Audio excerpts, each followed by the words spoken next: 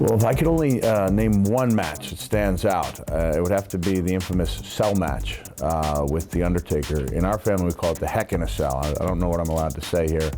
But I kind of resented being known only for that match for such a long time. But when people are still talking about something you did 15 years ago, 15 years after you did it, it's pretty reassuring and very gratifying to know that you made an impact on their lives. That was a tough one. You can only do that one once. My tag team with The Rock was my favorite. We had no idea that we were doing things that people would still be talking about 14 years after. Like, we didn't even have that many matches together, but what we did do is entertained. We really made people happy, and we understand that when people tune into our show, it's they want to be entertained, and that's exactly what we brought them. Those matches I had with Triple H at the end of my full-time career in 2000, and in the early 2000 were really intense, and both of us wanted to make statements. Me because my career was ending, and Triple H because he was finally getting a chance to be the top guy, and he had to be able to prove that he could do that. And I wanted to go out with a flourish, and so both of us achieved those goals, and we had some amazing matches. This is breaking news. It's actually Brie Bella. And I don't mean that in a romantic way. I mean, as someone who sees the world the same way that I do, yeah, they have a lot in common with. Isn't that crazy? Yeah. But yeah, when I go to WWE, immediately, she and I, start chatting. So that's breaking news. My best friend in WWE is Brie Bella. Yeah, there you go. Definitely not Dude Love. Maybe the latter-day Mankind, because he did make so many people, smile. No, none of my three personas will ever wrestle again. I'm officially done. 3 words, Tori Amos music. Yeah, she had a. For real? Yeah, I loved to listen. I would listen to her music before really tough matches, and one song in particular would motivate me and make me feel tougher and stronger and braver.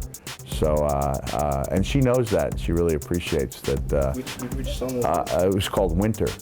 So yeah, you can check it out and you'll be like, wait, that's what Mick used to listen to? It's the most beautiful song in the world. You're looking at it. There's not a part that hasn't been injured. Yeah, I mean, I have teeth gone and I have an ear missing. I wrestled a very physical style, and but I wasn't reckless. Like I did take some risks, and that ended up, presenting itself over the years, and knee injuries and back injuries. My joints are a little achy.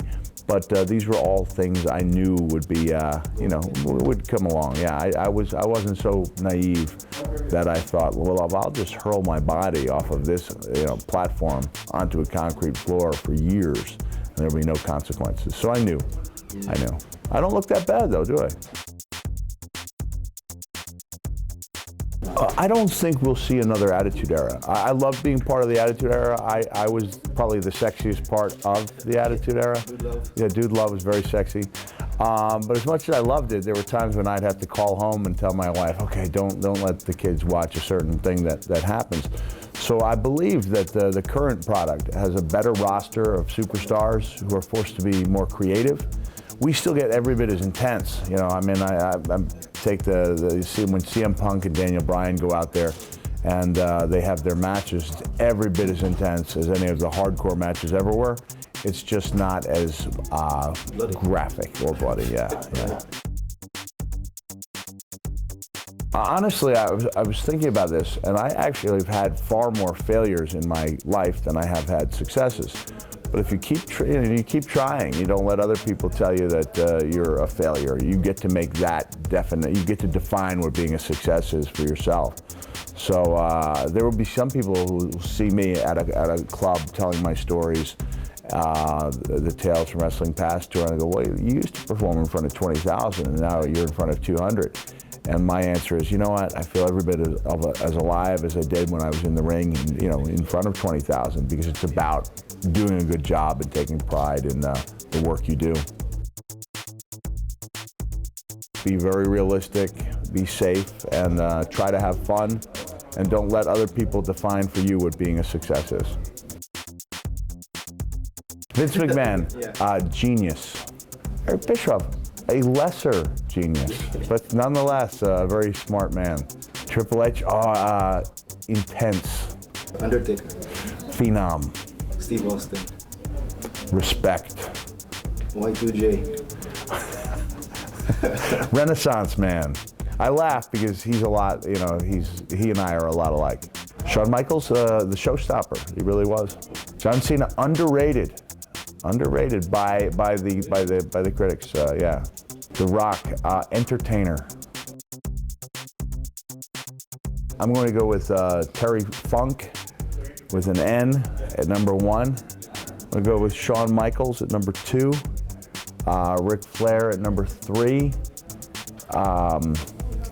Put Bret Hart at 5, and then say someone like an old star like a Lou Thez or a Harley Race at number 4.